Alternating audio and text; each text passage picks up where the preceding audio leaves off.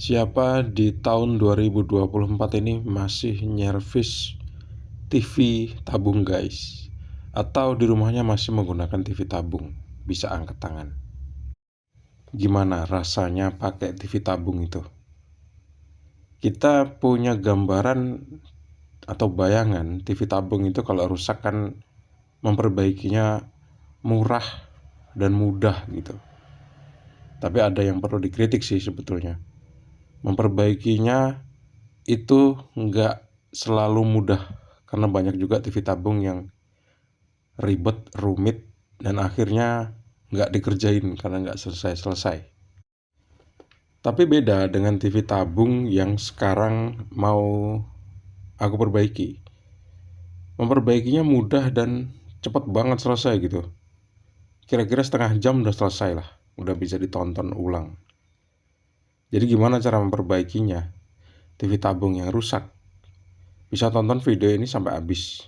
Jangan lupa untuk klik like, subscribe, dan membagikan video ini ke teman-teman kalian. Sebelum kita memperbaiki, pastikan harus ada alasan dulu kenapa kok diperbaiki. Ya, karena switch-nya rusak. Switch alias tombol pada TV tabung merek LG ini memang udah bawaan dari sononya, tombolnya tuh gampang rusak. Kalau untuk merek TV yang lain biasanya tombolnya tuh masih tetap bagus sampai TV-nya udah nggak bisa dipakai lagi. Tapi beda sama LG. Kalau LG itu menurut pengalaman ya, itu beberapa tahun atau beberapa bulan gitu paling singkat, tombol tuh bisa rusak gitu. Maka dari itu kalau kita cari tombolnya di toko komponen elektronik itu banyak toko-toko yang menyediakan tombol pengganti untuk TV LG. Bentuknya seperti ini. Kalau misal dipencet-pencet kadang mau kadang enggak. Nah itu udah jelas dia rusak. Jadi kalau misalnya kita nemuin tombol TV kita itu kadang-kadang bisa dipencet, kadang-kadang enggak, kadang-kadang bisa nyangkut, kadang-kadang los, itu udah pasti tombolnya rusak. Kalau misal kita bongkar ini, terus coba kita perbaiki dengan cara menyemprotnya pakai cairan pembersih, baik itu pakai thinner ataupun pakai kontak cleaner, tetap aja dia nggak bakal sembuh. Jadi ya solusinya harus kita ganti dengan yang baru. Tenang aja, di toko komponen elektronik ada. Kalau misalnya nggak ada di toko komponen elektronik, kalian bisa lihat di video ini pasti ada tuh muncul. Dipencet aja kalau misalnya muncul, nah order lah kayak gitu. Setelah melakukan penggantian, biasanya sih langsung sembuh. Kalau misalnya nggak sembuh juga, nah berarti ada yang salah tuh. Bisa jadi solderannya nggak bagus. Jadi ya tinggal dibongkar lagi terus disolder ulang, selesai. Dan ngomong-ngomong, kenapa kok TV ini rusak tombolnya? Jadi gini ceritanya guys. Waktu orangnya tuh pengen matiin TV ini, ya dengan cara seperti biasanya mematikan TV, dimatikan dari remote, habis itu ditekan tombol power on off-nya. Begitu ditekan waktu untuk mematikan itu, rupanya dia nggak balik lagi. Katanya sih dia mau bongkar sendiri, tapi akhirnya nggak jadi.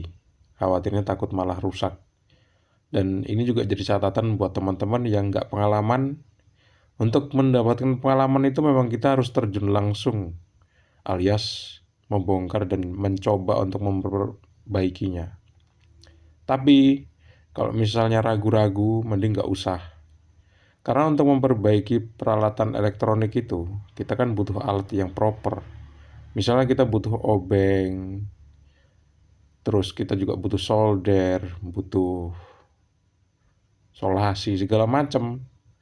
Jadi kalau membongkar aja sih tinggal minjem obeng, bongkar selesai. Tapi kan kita butuh timah, kita butuh solder, kita butuh atraktor untuk ngelepas timah dari komponen. Habis itu kadang-kadang juga kaki komponen itu ada yang nggak bisa disolder gitu karena umurnya udah lama. atau komponennya itu memang komponen stok lama yang kita beli. Kadang-kadang kakinya udah nggak bisa disolder guys. Jadi kakinya itu harus dikerok dulu. Nah kalau ngerok kaki komponen itu kan biasanya kita bisa pakai cutter atau kita bisa pakai amplas atau kita bisa pakai kikir. Yang paling enak sih pakai kikir. Dan itu tadi aja udah banyak banget aku sebutin alat-alat yang kita butuhkan untuk mengganti sebuah komponen yang sederhana seperti ini. Jadi ya pertimbangkan dulu kalau misalnya kita pengen memperbaiki TV sendiri. Kelihatannya mudah, tapi belum tentu kalau misalnya terjun langsung persoalan selesai. Karena kadang-kadang yang ada malah tambah hancur. Kalau enggak TV-nya yang hancur, orangnya yang hancur gitu. Karena TV tabung itu beda banget sama TV LED atau TV LCD. Kalau TV tabung itu tegangannya tuh tinggi banget karena dia kan pakai tabung CRT atau biasanya disebut sama kita tabung CRT gitu, CRT tulisannya. Tabung ini meskipun TV-nya mati, dia masih menyimpan arus listrik yang gede banget. Kalau misalnya pernah diukur sih pakai alat tertentu dan udah turun-temurun dari mulut ke mulut, tegangan tabung ini kisarannya antara 20.000 sampai 30.000 volt DC. Tegangan sebesar itu kalau misalnya nyetrum ya pasti ngefek ke badan. Inilah yang harusnya kita hindari saat memperbaiki TV tabung.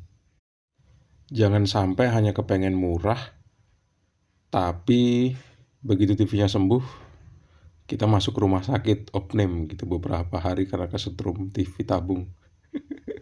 Kan gak asik ya. Dan itu adalah salah satu yang harus diperhatikan sama orang yang bongkar TV tabung. Dia harus tahu bagian mana yang boleh kesentuh sama tangan kita dan mana yang gak boleh kesentuh sama tangan kita. Dalam kondisi off seperti ini, tabung katoda itu nggak boleh kepegang knopnya. Manalah tahu knopnya tuh udah ngebuka gitu ya, sedikit terus kita kesetrum bisa-bisa. Dan bagian yang nyetrum itu kan ada di flyback salah satunya. Kemudian juga ada di elko 160 volt.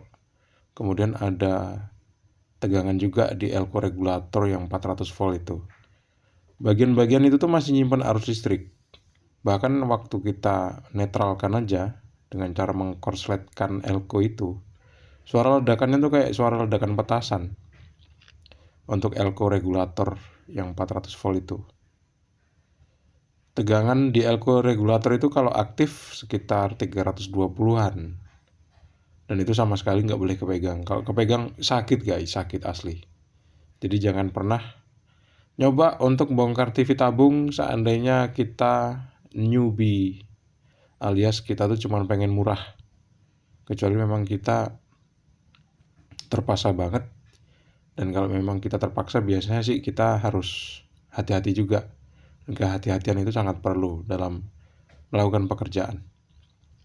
Semoga video yang singkat ini bermanfaat. Jangan lupa untuk klik like, subscribe, dan bagikan video ini ke teman-teman kalian. Assalamualaikum. See you and bye-bye.